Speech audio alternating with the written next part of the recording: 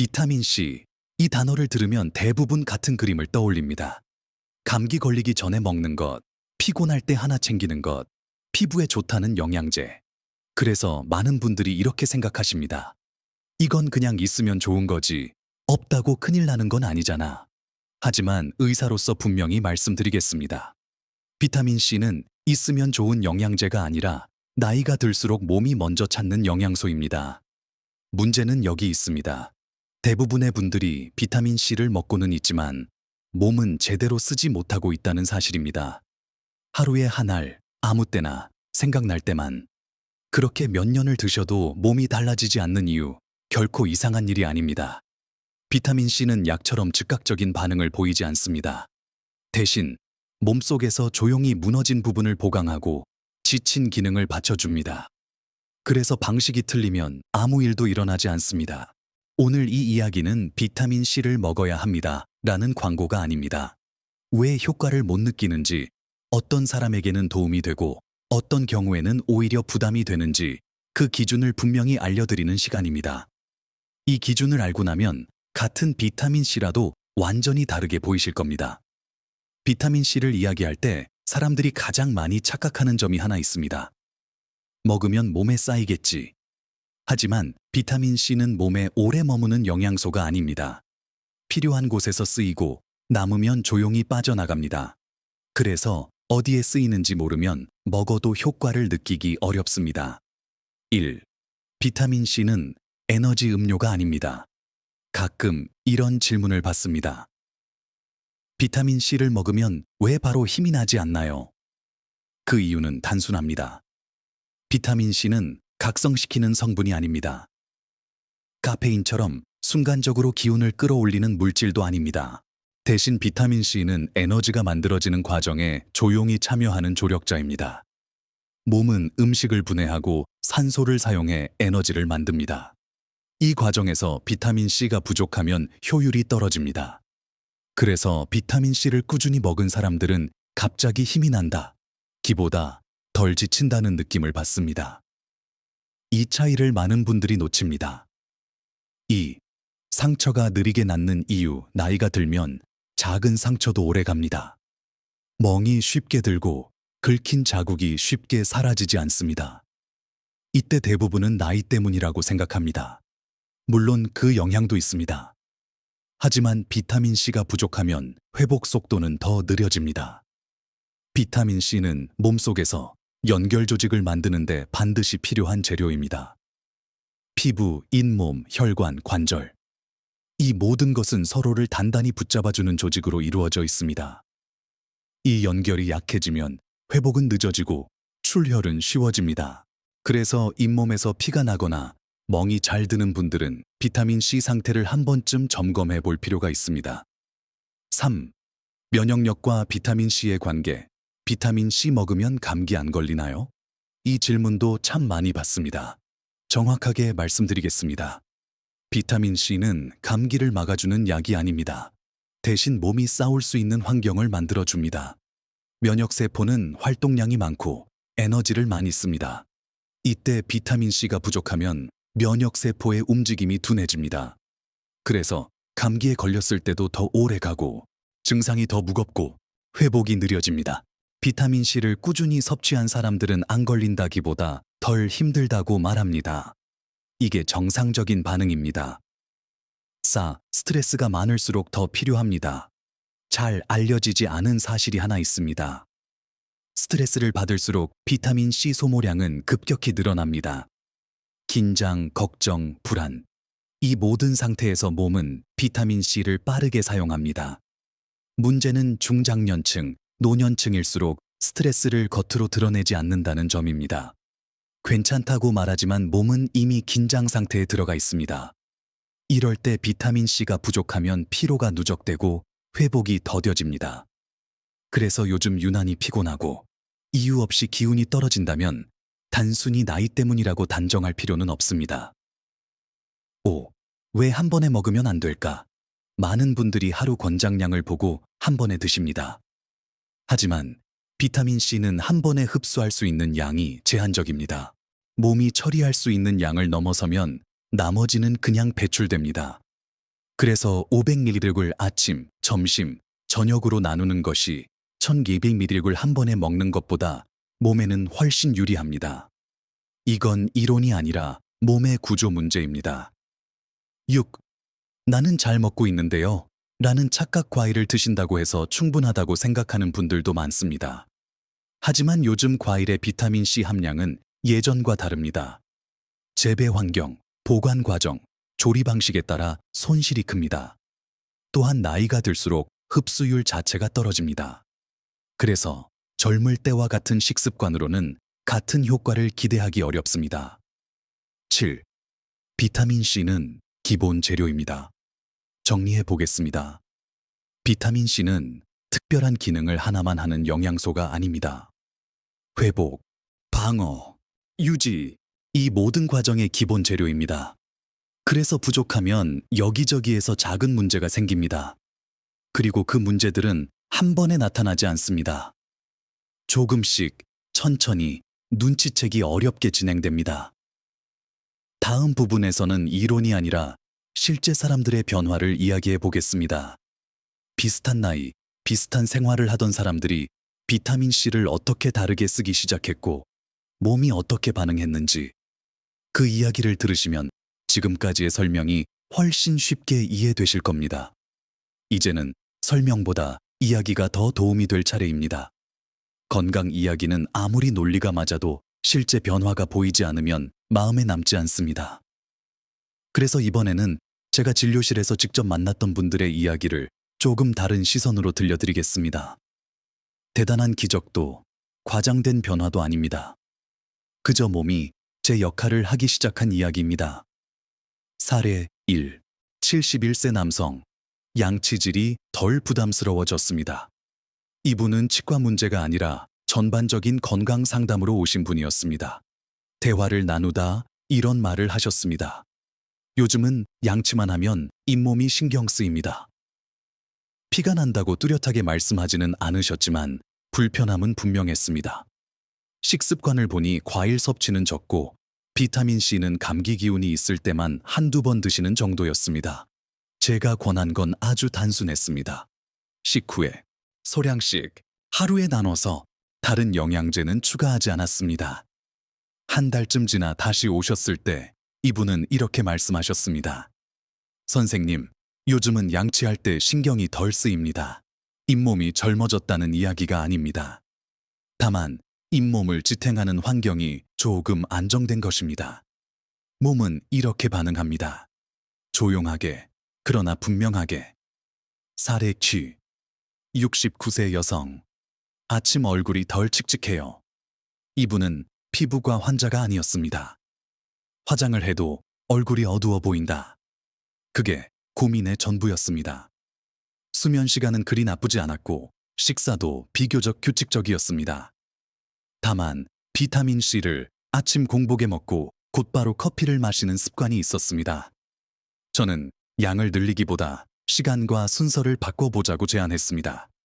식후 섭취, 커피와 간격, 저녁에는 흡수율이 높은 형태로. 몇 주 뒤 이분이 먼저 이렇게 말했습니다. 선생님, 요즘은 아침에 거울 볼 때 덜 피곤해 보여요. 피부는 갑자기 변하지 않습니다. 하지만 세포가 회복되는 속도가 조금만 달라져도 전체 인상은 바뀝니다. 이건 화장품의 문제가 아니라 몸 안의 리듬 문제입니다. 사례 3. 74세 남성. 아침이 예전만큼 힘들지 않습니다.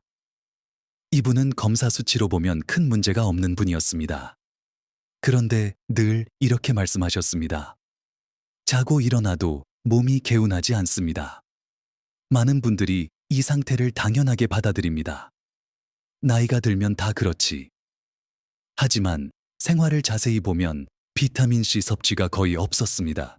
이분에게도 특별한 처방은 없었습니다.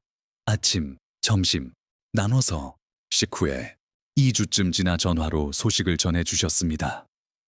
확 좋아진 건 아닌데 아침에 일어날 때 덜 버겁습니다. 이 표현이 아주 중요합니다. 비타민C는 몸을 밀어 올리는 게 아니라 몸이 덜 무너지게 돕는 역할을 합니다. 사례 4. 70세 여성. 감기에 걸려도 예전만큼 힘들지 않아요. 이분은 매년 겨울마다 감기로 고생하셨습니다. 완전히 피할 수는 없었지만 한 번 걸리면 오래 갔습니다. 비타민 C는 드시고 있었지만 아주 불규칙했습니다. 섭취 시간을 정리하고 커피 습관을 조정했습니다. 그해 겨울이 지나고 이분은 이렇게 말씀하셨습니다. 안 걸린 건 아닌데 예전처럼 몸살이 심하지는 않았어요. 이게 정상적인 변화입니다. 면역은 켜고 끄는 스위치가 아니라 버티는 힘입니다. 사례 5. 공통으로 보였던 변화. 이 사례들에는 한 가지 공통점이 있습니다. 고용량을 쓰지 않았고, 특별한 제품을 쓰지 않았고, 생활을 크게 바꾸지도 않았습니다. 달라진 건 단 하나입니다. 몸이 사용할 수 있는 방식으로 비타민 C를 공급했다는 점입니다. 그래서 변화도 조용했습니다. 하지만 그 조용한 변화가 생활의 불편을 하나씩 줄여주었습니다. 중요한 이야기 하나, 이런 이야기를 들으면 이렇게 생각하실 수 있습니다. 그럼 나도 먹으면 저렇게 되겠네. 여기서 꼭 짚고 넘어가야 할 점이 있습니다. 모든 사람에게 같은 반응이 나타나지는 않습니다. 어떤 분에게는 도움이 되지만 어떤 분에게는 오히려 부담이 될 수 있습니다. 그래서 다음 부분에서는 반드시 알아야 할 주의사항을 이야기하려고 합니다. 여기까지 들으신 분들 중에는 이렇게 생각하시는 분도 있을 겁니다. 그럼 비타민 C는 많이 먹을수록 좋은 거 아닌가요? 이 질문이 나오는 순간 저는 반드시 이 이야기를 해야 합니다. 비타민 C는 약이 아닙니다. 하지만 아무렇게나 먹어도 되는 영양제도 아닙니다. 몸을 돕는 도구는 잘 쓰면 힘이 되지만 잘못 쓰면 오히려 부담이 됩니다. 그래서 이 부분은 조금 불편하더라도 끝까지 들어주셔야 합니다. 1. 위장이 약한 분들, 좋은 것도 자극이 됩니다. 비타민 C는 기본적으로 산성을 띠고 있습니다. 대부분의 사람에게는 큰 문제가 되지 않지만 다음에 해당한다면 주의가 필요합니다. 속쓰림이 잦은 분, 위염, 위궤양 병력이 있는 분, 공복에 영양제를 먹으면 불편한 분, 이런 분들이 아침 공복에 일반형 비타민 C를 드시면 속이 더 불편해질 수 있습니다. 이건 체질의 문제가 아니라 위점막의 상태 문제입니다. 그래서 이런 분들께는 항상 이렇게 말씀드립니다. 공복은 피하세요. 식후에 드세요. 그리고 처음에는 양을 줄이세요. 몸은 천천히 적응해야 합니다. 2. 신장 기능이 약한 분들. 고용량은 위험할 수 있습니다. 이 부분은 특히 중요합니다. 비타민 C는 몸에서 사용되고 난 뒤 소변으로 배출됩니다. 그 과정에서 옥살산이라는 물질이 생길 수 있습니다. 이 물질이 칼슘과 결합하면 결석 위험이 높아질 수 있습니다. 다음에 해당하시는 분들은 반드시 조심하셔야 합니다. 신장질환 병력이 있는 분, 요로 결석 경험이 있는 분, 수분 섭취가 적은 분, 이런 경우에는 하루 2000mg 이상 장기간 복용하는 것은 권하지 않습니다. 적당한 양으로 몸 상태에 맞게 조절하는 것이 가장 안전합니다. 3. 당뇨가 있는 분들, 형태 선택이 중요합니다. 당뇨가 있는 분들 중에는 흡수율이 높다는 말만 듣고 리포좀 형태를 무작정 선택하시는 경우가 있습니다. 하지만 리포좀 비타민 C는 지질막을 이용해 흡수를 높이는 방식이기 때문에 일부 분들께는 혈당 변동이 부담이 될 수 있습니다. 그래서 혈당 조절이 민감한 분들은 처음부터 고흡수 형태보다는 일반형을 소량으로 나누어 섭취하는 것이 더 안정적입니다. 몸에 좋다는 말보다 내 몸에 맞는 방식이 항상 우선입니다. 4. 먹고 나서 이런 증상이 나타난다면 비타민 C를 드신 후 다음과 같은 변화가 지속된다면 한번 멈추고 점검하셔야 합니다. 속이 계속 쓰리다. 설사가 반복된다. 소변에 불편감이 있다. 이유 없이 피로가 심해진다. 이건 비타민 C가 나쁘다는 뜻이 아니라 지금의 용량이나 방식이 내 몸과 맞지 않는다는 신호입니다. 영양제는 참고 먹는 것이지 참고 견디는 게 아닙니다. 5. 이런 분들은 꼭 전문가와 상의하세요. 다음에 해당된다면 자기 판단으로 복용량을 늘리기보다는 전문의와 상의하는 것이 가장 안전합니다. 만성질환으로 약을 복용 중인 분, 항근고제, 항암치료 중인 분, 수술을 앞두고 있는 분, 비타민 C는 약물과 직접 충돌하는 경우는 적지만 몸의 대사 환경을 바꾸는 역할을 하기 때문에 상황에 따라 조정이 필요할 수 있습니다. 6. 가장 중요한 경고 한 가지, 이건 꼭 기억해 주셨으면 합니다. 비타민C로 모든 건강 문제가 해결되지는 않습니다. 피로의 원인이 수면 부족일 수도 있고, 우울감일 수도 있고, 다른 질환의 신호일 수도 있습니다. 비타민C는 몸이 회복할 수 있는 환경을 만들어주는 도구일 뿐, 문제를 대신 해결해주는 마법은 아닙니다. 그래서 증상이 지속된다면 반드시 검사가 필요합니다. 정리해 보겠습니다. 비타민C는 분명 도움이 될 수 있습니다. 하지만 다음 세 가지를 항상 함께 기억해야 합니다. 모두에게 같은 방식은 아니다.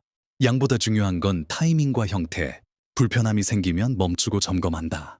이 원칙만 지켜도 비타민C는 부담이 아니라 도움이 됩니다. 이제 남은 건 마지막 한 가지입니다. 그래서 우리는 어떤 마음가짐으로 이걸 생활에 넣어야 할까? 그 이야기를 마지막 부분에서 정리해 드리겠습니다. 여기까지 오신 분들은 이제 이런 생각이 들 수 있습니다. 결국 비타민C가 중요한 게 아니라 생활 전체가 중요하다는 말이군요. 맞습니다. 그리고 그게 가장 핵심입니다. 비타민C 이야기를 이렇게 길게 한 이유는 단순히 이 영양제를 권하기 위해서가 아닙니다. 건강을 대하는 태도를 다시 보자는 겁니다. 1. 많은 사람들이 건강에서 착각하는 한 가지 사람들은 건강을 이렇게 생각합니다. 뭔가 문제가 생기면 그걸 고쳐주는 걸 먹으면 된다. 하지만 몸은 고장난 기계가 아닙니다. 몸은 매일매일 조정이 필요한 시스템입니다. 비타민C는 그 시스템을 억지로 바꾸는 도구가 아니라 제 기능을 하도록 도와주는 환경입니다. 그래서 기대가 과하면 실망도 커집니다. 2. 효과를 느끼려면 얼마나 걸리나요? 이 질문을 정말 많이 받습니다. 솔직히 말씀드리면 정해진 답은 없습니다. 다만 이렇게는 말씀드릴 수 있습니다. 어떤 변화는 3, 5일 안에 느껴질 수 있고 어떤 변화는 몇 주가 지나야 보입니다. 피로감, 잇몸 상태, 아침 컨디션 같은 건 비교적 빨리 느껴질 수 있지만 피부, 혈관, 면역의 변화는 시간이 필요합니다. 몸은 조용히 바뀌지 요란하게 바뀌지 않습니다. 3. 중요한 건 기록이 아니라 느낌입니다. 건강 정보를 접하다 보면 사람들은 자꾸 체크하려고 합니다. 몇 맥을 먹었는지, 며칠째인지, 남들은 어땠는지. 하지만 몸은 숫자보다 감각으로 반응합니다. 아침에 일어났을 때 조금 덜 무거운지, 식사 후 피로가 덜한지, 작은 상처가 예전보다 빨리 아무는지, 이런 변화들이 진짜 신호입니다. 4. 나는 왜 남들처럼 안 느껴질까? 이 생각이 들면 대부분의 분들이 스스로를 탓합니다. 하지만 그럴 필요 없습니다. 사람마다 흡수력도 다르고, 생활 패턴도 다르고, 이미 쌓인 피로도 다릅니다. 비타민C는 출발선이 다를 뿐 방향은 같습니다. 지금 느껴지지 않는다고 해서 몸이 반응하지 않는 건 아닙니다. 다만 아직 정리 중일 수 있습니다. 5. 가장 위험한 태도, 제가 가장 걱정하는 건 이런 생각입니다. 이 정도 먹었는데 별 느낌 없네. 그럼 더 먹어야지. 이건 건강을 대하는 태도가 아니라 성과를 재촉하는 태도입니다. 몸은 압박하면 다칩니다. 지켜보면 열립니다. 비타민C도 마찬가지입니다. 6. 이 이야기를 꼭 드리고 싶습니다. 건강 영상이 많아질수록 사람들은 자꾸 조급해집니다. 이걸 먹으면 뭐가 바뀐다더라. 이건 꼭 해야 한다더라. 하지만 진짜 중요한 질문은 이겁니다. 이게 내 생활 안에서 지속 가능한가? 비타민C는 비싸지 않아도 되고 화려할 필요도 없습니다. 매일 같은 시간, 같은 방식으로 조용히 이어질 수 있으면 그걸로 충분합니다. 7. 다시 한번 정리하겠습니다. 오늘 이야기의 핵심은 단순합니다. 비타민C는 몸을 치료하는 게 아니라 회복할 여지를 만든다. 효과는 천천히, 조용히 나타난다. 중요한 건 많이 먹는 게 아니라 오래, 무리 없이 이어가는 것이다. 이 세 가지만 기억하셔도 오늘 이야기는 충분합니다.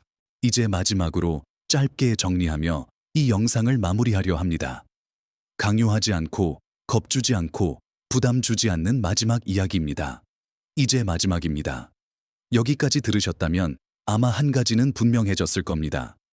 비타민 C는 기적의 약도 아니고 무시해도 되는 영양제도 아니라는 것. 그저 몸이 제 기능을 하도록 조용히 도와주는 조력자라는 것 말입니다. 우리는 건강 이야기를 들을 때마다 항상 같은 고민을 합니다. 이걸 해야 할까? 안 해도 괜찮지 않을까? 정답은 제가 정해드릴 수 없습니다. 다만 이렇게는 말씀드릴 수 있습니다. 몸은 신호를 보냅니다. 피로, 잇몸, 피부, 회복 속도. 그 신호를 무시할지, 조금 귀 기울일지는 당신의 선택입니다. 비타민 C를 드시지 않아도 괜찮을 수 있습니다. 하지만 드신다면 이것만은 지켜주세요. 무리하지 말 것, 조급해하지 말 것, 생활 안에 자연스럽게 넣을 것. 이 세 가지만 지켜도 몸은 서서히 반응합니다. 조용히, 그러나 확실하게. 건강은 한 번의 결심으로 바뀌지 않습니다. 아침에 미지근한 물 한 컵, 식사 후 작은 습관 하나, 잠들기 전 몸을 돌아보는 여유. 이런 작은 반복이 시간을 쌓아 몸을 바꿉니다. 오늘 영상이 당장 무언가를 사게 만들지 않아도 괜찮습니다. 다만 내 몸을 대하는 태도가 조금이라도 달라졌다면 그걸로 충분합니다. 마지막으로 이 말씀만 드리고 마치겠습니다. 건강은 누가 대신 책임져 주지 않습니다. 정보는 제가 드릴 수 있지만 실천은 당신만이 할 수 있습니다. 오늘 이후 당신의 하루에 작은 변화 하나가 생기길 바랍니다. 그걸로 이 영상의 역할은 끝입니다. 도움이 되셨다면 조용히 좋아요 한번, 그리고 이 영상이 필요할 것 같은 분께 공유해 주세요. 그 한 번의 공유가 누군가의 건강을 지키는 시작이 될 수도 있으니까요. 지금까지 당신의 몸편에서 이야기하는 내과 전문의였습니다.